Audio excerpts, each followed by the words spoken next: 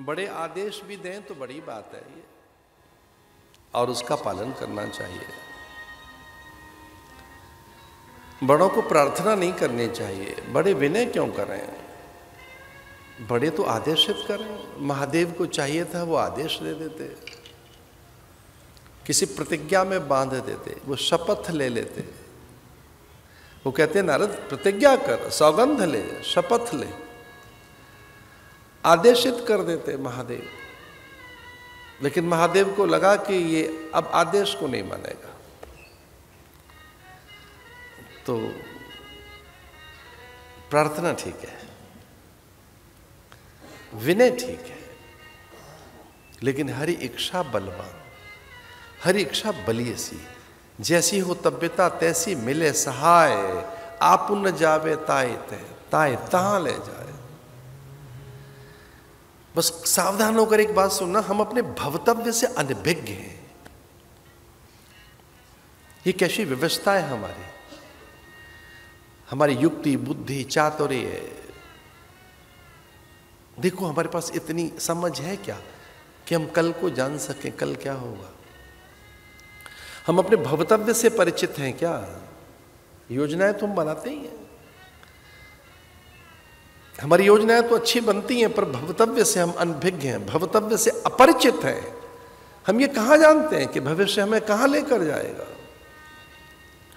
पर वर्तमान में कोई हमें चेतावनी दे, उपदेशित कर दे, कोई विचार दे दे, हमारे पथ का प्रदर्शन कर दे, नियत कर दे कोई हमारे पथ को, उससे विरत नहीं होना चाहिए, उसकी अवज्ञा नहीं करनी चाहिए। इसे अवज्ञा कभी मत करो। जो प्राकृतिक नियमों का निर्वहन करते रहते हैं, जो वेद विहित जीवन जी रहे हैं, जो शास्त्र सम्मत जीवन जी रहे हैं, महाजन द्वारा आचरित जीवन जी रहे हैं, जो गुरु द्वारा उपदेशित जीवन जी रहे हैं, जो माता पिता की आज्ञा में है, जो समाज का भय रखकर जीवन जी रहे हैं, उनसे भूल नहीं होती है। कुछ हों भी तो छिप जाती हैं, पर यहां तो महादेव ने मना किया, वो निकल पड़े, विष्णु के धाम में पहुंचे।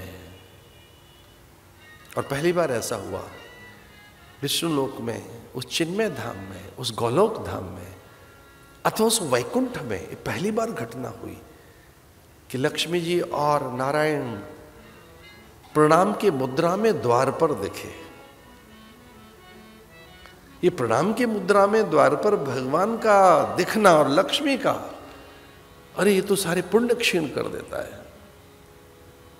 इससे बड़ा और जीवन में क्या आपका पतन होगा कि पिता द्वार पर प्रणाम करे, आपके लिए आपका सत्कार करे, अभ्यर्चना करे, पूजन करे, आपके लिए आसन बिछाएं, पाद्य अर्घ दें, प्रणाम करें, आरती उतारें। बड़ा काम करके आए आप। ध्यान रखना, पिता से प्रणाम मत लेना,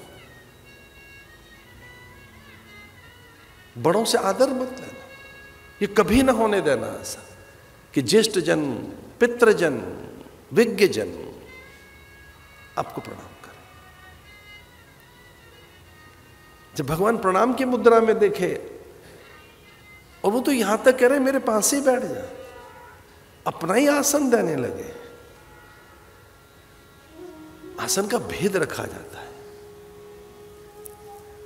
पूजा में आसन का भेद है, बड़ा भेद है आसन का, क्रम है एक उसमें। ऐसा नहीं है कि हम किसी को आसन नहीं दे रहे हैं पूजा में, हम तो पूजा रोज करते हैं। इष्ट देवता, कुल देवता, ग्राम देवता, क्षेत्रपाल देवता, वास्तु देवता, रोज उनको आसन दे रहे हैं। या गच्छ या तिष्ठ वरदो भव सुप्रसन्नो भव। हाँ, थोड़ा गणेश जी को ऊंचा आसन दे दिया है, भले सुपारी में बैठे हुए हैं गणेश। ऐसा कहते हैं कि एक बार नारद ने काम को ही जीत लिया। काम माने संसार को जीत लिया, काम माने पदार्थों के सत्य को समझ लिया, काम का अर्थ है इसके परिणाम को समझ लिया। और परिणाम समझ लिया जाए, पदार्थ के सत्य को समझ लिया जाए, तो फिर काम नहीं रहता। काम करते ऐष्णाएं नहीं रहेंगी, फिर आसक्ति नहीं रहेगी, फिर प्रियता की चाह नहीं रहती, तो इसका अर्थ है फिर आप फीके से हो जाएंगे। ना, ऐसा नहीं है। सत्यानुभूत हो जाएंगे आप, सत्य अनुभूत हो जाएगा आपको। काम को परास्त देखकर, काम को चरणों में गिरा हुआ देखकर नारद अत्यंत प्रसन्न हुए। कभी कभी को उपलब्धि अपने परिजन पुरजनों के साथ बांटने का मन करता है, अपनी कृति, अपनी रचना, अपना सृजन। ये लेखकों में, कवियों में बात देखी गई। एक कविता लिखने के बाद मन करता कुछ सुन ले, ये अपनी कृति, अपनी रचना, आपकी कोई उपलब्धि, कोई क्रिएटिविटी आपकी, तब तक चैन नहीं पड़ता उस क्रिएशन को कोई देख न ले। आपकी उपलब्धि, आपकी सिद्धियां, आपकी कोई एक बड़ी महती विभूति, ये स्वाभाविक आकांक्षा रहती है। काम को जीतकर नारद आनंदित हुए।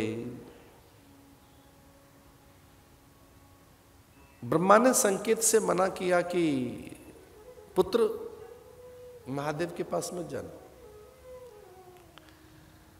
काम जय होने के बाद, काम जीत लिया गया है, इस जय का गोपन रखो, दूसरों को अनुभव करने दो। जब काम जीत लिया गया है तो उनके पिता ब्रह्मा ने संकेत दिया कि महादेव के पास मत जाना। महादेव कामारे हैं, मनोज नशावन, वो काम को ठहरने नहीं देते। कामारे, काम के वो शत्रु हैं और काम भस्म भी हो जाता है। तृतीय नेत्र है उनके पास, तो उसमें काम रहता कहाँ है? तृतीय नेत्र माने ज्ञान का नेत्र। ओम त्र्यंबकम यजामहे सुगंधिम पुष्टि वर्धनम। लेकिन महादेव के पास पहुंचे नारद, और महादेव ने बड़ा आदर किया नारद का। बस यहीं से हमारा पतन आरंभ होता है। ज्येष्ठ जन हमारा आदर करें, हमारी प्रशंसा करें, हमें उच्च आसन पर बैठाएं, ये हमारे पतन का कारण है। इसे ज्येष्ठ जनों से आदर नहीं लेना चाहिए, महज्जनों से, पूज्य पुरुषों से, जो मान्य पुरुष हैं, उनके आदर से बचना चाहिए। महादेव ने बड़ा आदर किया। लेकिन महादेव ने एक और बात कह दी कि आपने काम जीत लिया है, आपके पिता को पता लग गया और मुझे भी ज्ञात हो गया है, पर यह भनक नारायण तक न चली जाए।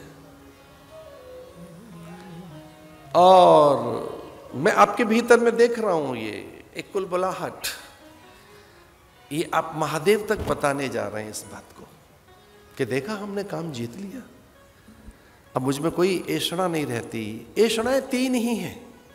कौन कौन सी? वित्तेषणा, एक तो धन बहुत मिले, पुत्रेषणा यानी हमारी संतति हो, तीसरी लोकेषणा, संसार हमारी प्रशंसा करे, इसी को तो काम कहेंगे। अरे नारद बताना मत कि आपने ऐषणाएं जीत ली हैं, काम को जीत लिया है। बार बार विनवऊं मुनि तो ही